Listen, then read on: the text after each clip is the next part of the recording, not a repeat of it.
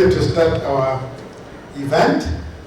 A very warm welcome to this reception and dinner on the short review of the book that's going to be launched shortly, entitled Democratic Transitions, Conversations with World Leaders. We're still waiting for the reviewer to join us shortly, Professor Ibrahim Jibrin from CDD, Nigeria. With the permission, we would like to start so that we save on time and also release you to go rest after a very long, productive day. We will combine this with dinner. I'm sure the food is ready, but we'd like to finish with this part so that we can have our dinner and our wine. We don't want you to mix wine with this important discussion. We want you to have this discussion first and then just enjoy your wine. I've also got copies. It's a message of Excellency Dr. Nkosazana Dlamini Zuma, Chairperson of the African Union Commission, on the commemoration of Africa Day, 25th May 2016. That's the cover page. Fellow Africans on the continent and in the diaspora, our friends and supporters across the globe, on this historic day of May 25th, celebrating the 53rd anniversary of the foundation of our beloved continental organization of African Unity, now the African Union. Allow me to extend my warmest and most sincere best wishes for Africa Day as we celebrate continued progress by all daughters and sons of our beloved continent. This year, we commemorate this special day as we seek continental transformation, take stock and reflect on the achievements in search of a better life for all segments of African people. We all aspire for a well-governed and prosperous Africa under the basic tenets of democracy, rule of law, and full respect of human and people's rights. We do so under the theme, Year of Human Rights, with particular focus on the rights of women. A theme which is indeed both an opportunity and a challenge for all Africans. The African Union has created many frameworks and normative instruments to achieve an inclusive, democratic, and prosperous continent, most of which have been ratified by our member states. Yet many challenges still lie ahead to effectively ensure these critical norms and laws become a reality for our people. This cannot happen without the collaborative efforts of the government, civil society organizations, and other stakeholders. Malawi is a recent example, having established a body whose sole responsibility is to ensure that all African Union protocols, charters, and treaties are ratified and domesticated. Fellow Africans, we must ask ourselves critical, legitimate, and tough questions as we embark on the fulfillment of the AU's vision for an integrated, prosperous, and peaceful Africa, driven by its own citizens and having a strong voice in the international arena. This is Africa we want, as expressed by our people in Agenda 2063. The first 10-year implementation plan is already being executed. By issuing African passport to all heads of state and government during the Kigali Summit in July this year, we hope to accelerate the free movement of people, goods, and services as one of our flagship projects. Our continental vision can only be successfully realized if we collectively work with member states as well as all other stakeholders, including civil society, private sector, religious institutions, academia, and the media. We all are in this together. Yes, good governance and inclusive democracy are important, but human rights go beyond. Human rights are about investing in Africa's most precious resource, the over 1 billion people, the majority of whom are young and over half of whom are women. It is about investing in their health, quality education, access to basic services and infrastructure, freedom to move across the continent, and beneficiating our rich natural resources. Human rights are indeed a fine balance between civic and socio-economic aspirations, which will render for us a continent that is peaceful and people-centered and play a dynamic role in the world. This year we want to focus on women's rights. It is our fundamental obligation, and because it makes economic sense. Investing in our women is a guarantee for sustainable peace, community stability and cohesion. Investing in women contributes to the prosperity of families, communities, and the continent. Fellow Africans, Agenda 2063 Africa 1 gives us a clear sense of where we want to go. But we must realize that this cannot happen without a strong commitment and reflection on Pan-Africanism and the principle of African solidarity, which we have demonstrated before in our liberation struggles and recent fight against Ebola. For this, I am confident that once again we will rush the occasion to accelerate the implementation of our key priorities and programs. Therefore, as we commemorate this important day, let us rededicate ourselves to Africa and to the ideals bequeathed to us by our founding mothers and fathers. Together we can facilitate Africa's integration, unity, shared values of prosperity, and lasting peace for all. Long live Africa and the diaspora. Long live African unity and solidarity. Happy Africa Day. Thank you. Merci. Shukran. Mundu Vikat. Thank you so much. Now we have celebrated Africa Day properly. And it's now my singular honor and pleasure to call on my good friend and colleague, Professor Abikayo Onkoshi, to introduce our guest of honor and our reviewer of our book this evening. Without further ado, please. Thank you very much, Abedi. Let me also welcome our main guests for this evening, Dr. Jibril Ibrahim, whom we generally popularly call Jibo, for those who interact with him. In doing so, let me also wish all of us a very happy Africa Day. Occasions of this nature, I think, give us an opportunity to reflect on the road which our president has traveled since independence, the many opportunities that are before us, but also the many challenges which we must find a way to surmount. It's also this day, several years ago, 6 years now, that a distinguished Pan-Africanist, whom I think some of you here would have interacted with, Tajuddin Abdurrahim, was killed in a road accident in Nairobi on his way to deliver the Africa Day lecture in Kigali, Rwanda, at the invitation of President Kagame. And as Kabele talked about the passports that is now being issued, the new African passport that was launched recently.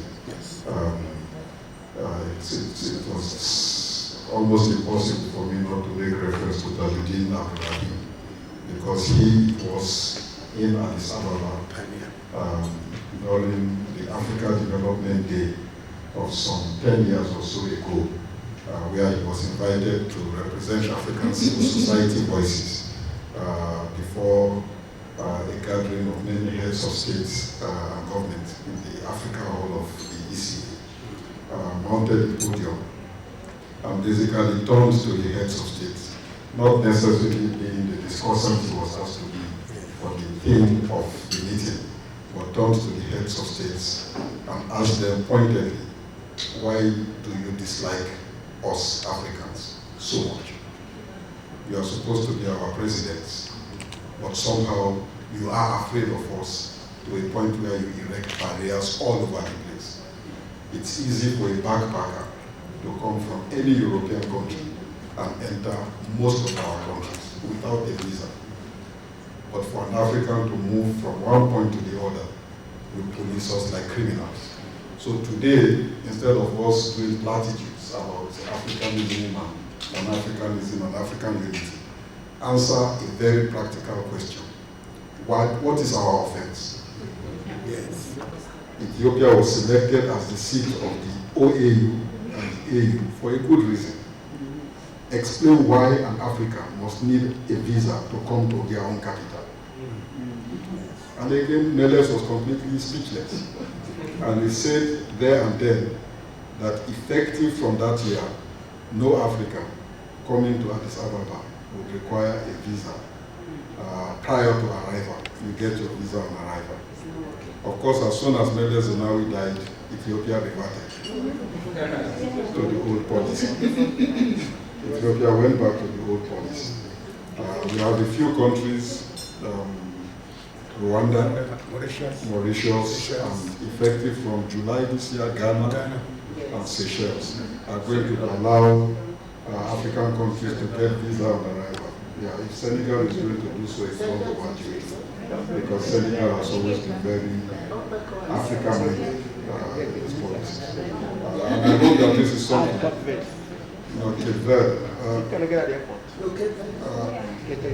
Spare a thought in remembrance of Tajuddin Ibrahim and his contribution to the struggle for contemporary Pan-Africanism. He was the Secretary General of the 8th Pan-African Congress. Yeah, he was the Secretary General of the 8th Pan-African Congress, which was hosted in Rwanda. Yeah, we have now a growing on day for all the security we do in Africa. A kid can sit in California and direct a drone to kill you. A happy Africa Day. But it's also, I think, a good backdrop on the basis of which to introduce Professor Jibril Ibrahim, who is established amongst us as one of our most respected academics, a doctorate in political science. I think one of the first Nigerian academics to be fully bilingual in English and French. Dr. Jibril Ibrahim, Nigerian, did his PhD in Bordeaux at Sciences Po. He had absolutely no French before he went to France. He came back from France with full French, wrote his thesis in French, and on top of it, began to grow wine in Zaria. I tasted a bit of that wine when he harvested his first grapes in a greenhouse, or a makeshift greenhouse, to try to ripen it according to the highest standards of the Bordeaux vineyards.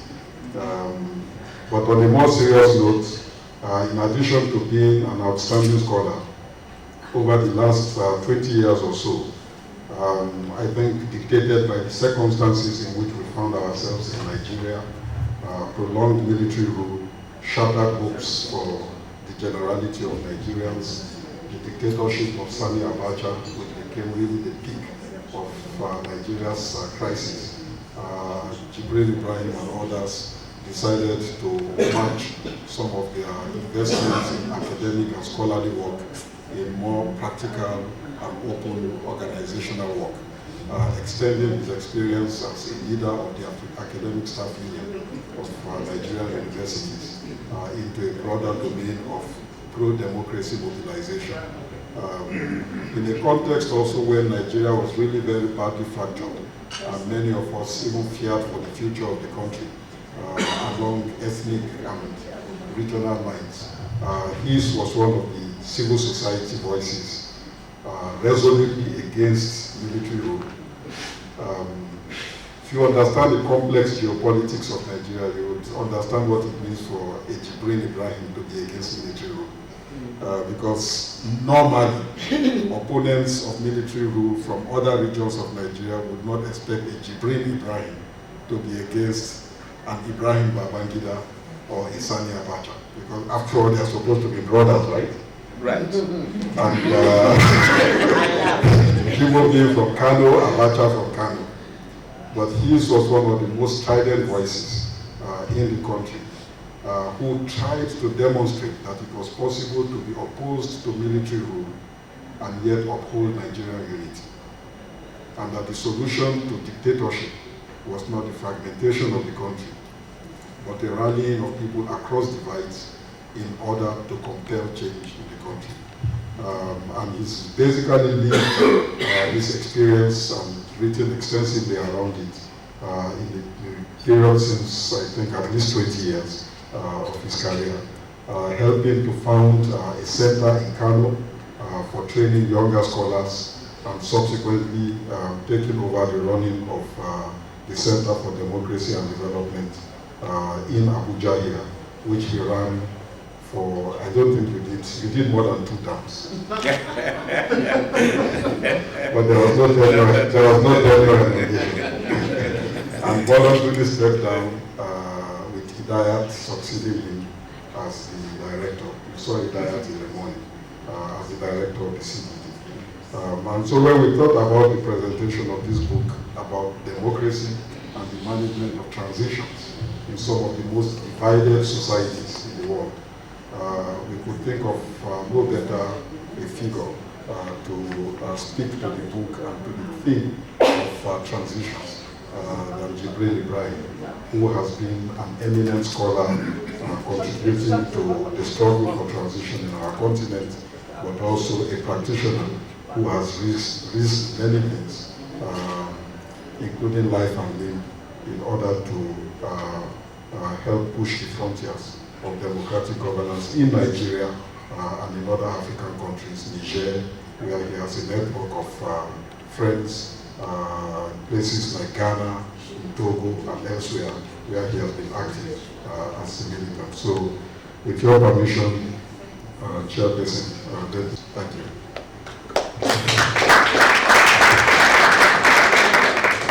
Thank you, Bayo, for over-flattering life is that African dictators make it a foundational principle for their citizens to over-flatter them. So if you want to change career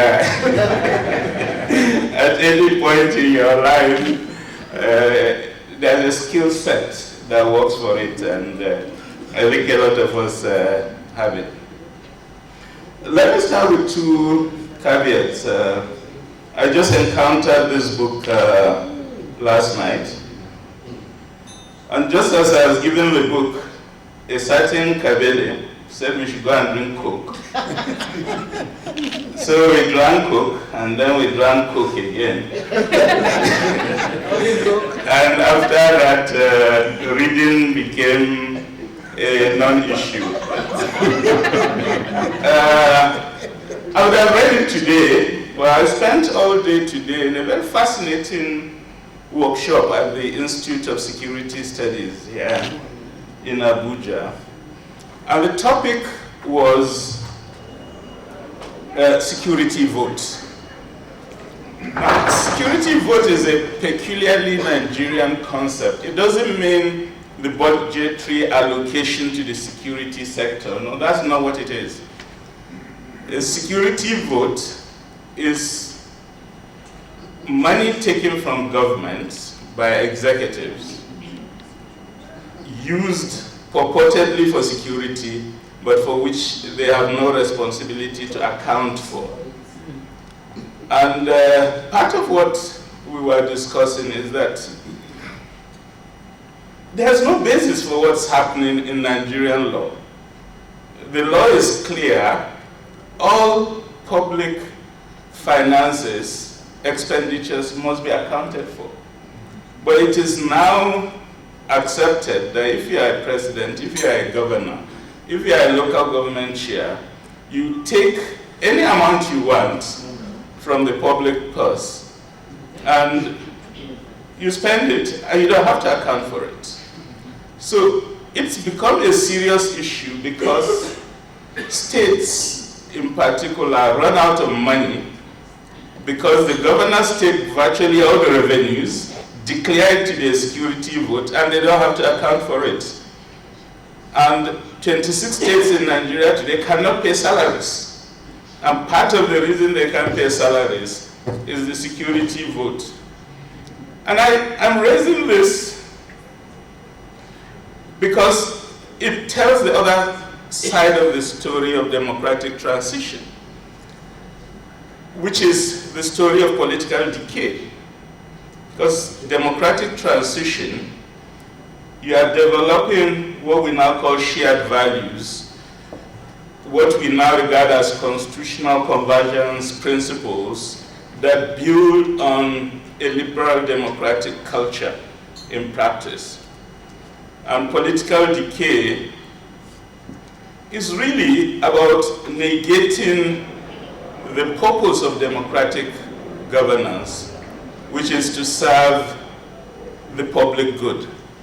And of course, the story that came out of our discussions today was that the crisis this country has run into is the way in which, over the past 30, 35 years,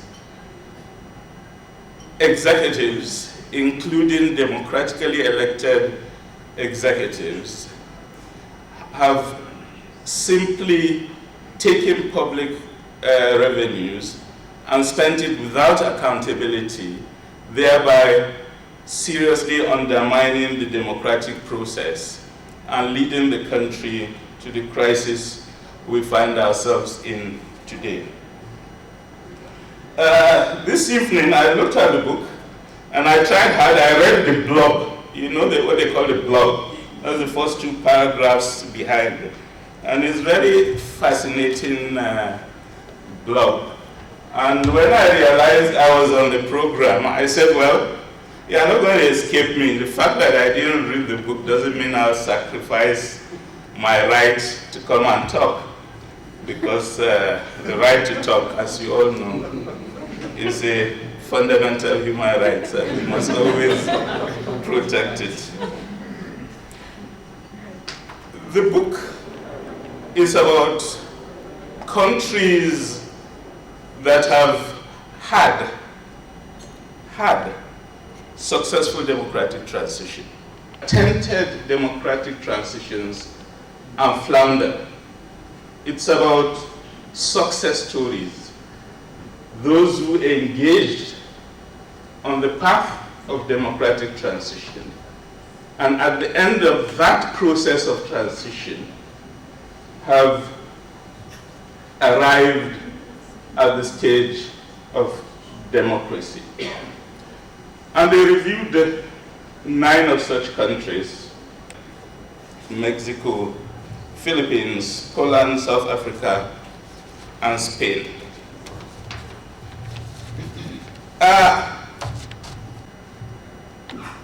Their most eloquent example is Brazil,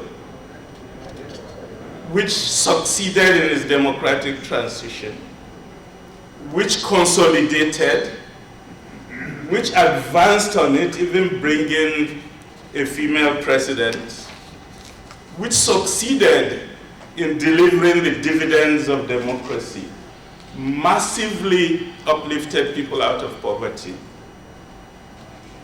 which developed a coherent, even if problematic, party regime. And today, the whole world is asking themselves questions about what happened to the Brazilian transition. I suspect some people, just to embarrass the book, raised all these problems about Brazil. And I think we need to be a bit careful in taking Brazil as a counter example. In a sense, maybe it's oversimplifying the argument of the book to say they are making definitive comments about democratic transition per se. What I would have found interesting in the book is really about process, but above all, about the role of leadership, about the role of presidents and the one prime minister they interviewed. I think it's an interesting question to ask ourselves. whether presidents are a good data source for democratic transition. They have illustrious histories, most of them. They have struggled for democracy, most of them. They achieved success in that struggle. And for all presidents who struggle for democracy, who engage in the contest for power, at some point they succeed. They are no longer activists using democratic processes to seek power. They are people with power exercising power. Isn't it a fact that all presidents, you come in with a political project, with a manifesto, and people start harassing you? You have not fulfilled. You, now in power, realize, oh, I didn't quite know the situation was this bad when I was making all these promises. You can go and talk with Buhari today, all the promises he made, and today he's being asked to account. And then it's not so easy. And then this same democracy, which was good in leading you up to that position, then starts to become annoying. The second issue about presidents and democracy is that they engage by their office in many acts that people find contrary to the values they had espoused earlier. And again, it poses for them real issues about their records, about their performance. The point I'm trying to make is when a president tells you two narratives, the type of narratives you have in this book, the ways in which they led the struggles to restore democracy in a hitherto authoritarian system, and the way in which they conserved, developed, and consolidated that democracy, there should always be fundamental question marks about how truthful that narrative they provide are.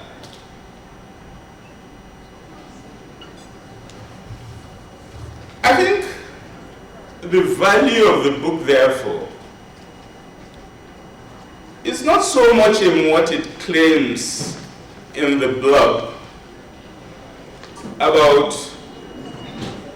learning the rich experience that these presidents have had in that successful transition, but much more about understanding the multiple pathways that exist historically towards the transition from authoritarian rule to democratic rule. And what I sense about the book is that it's extremely rich in that regard. Some ways in which the inception to that pathway to democracy began. It talks about different sequences that had arisen in different situations, about the different trajectories taken, and about the different roles civil society, political societies and parties have played. The book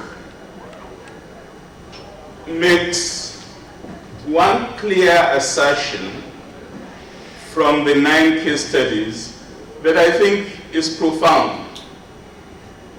And And that assertion is that one thing that they can say very clearly happened because of domestic forces and processes. The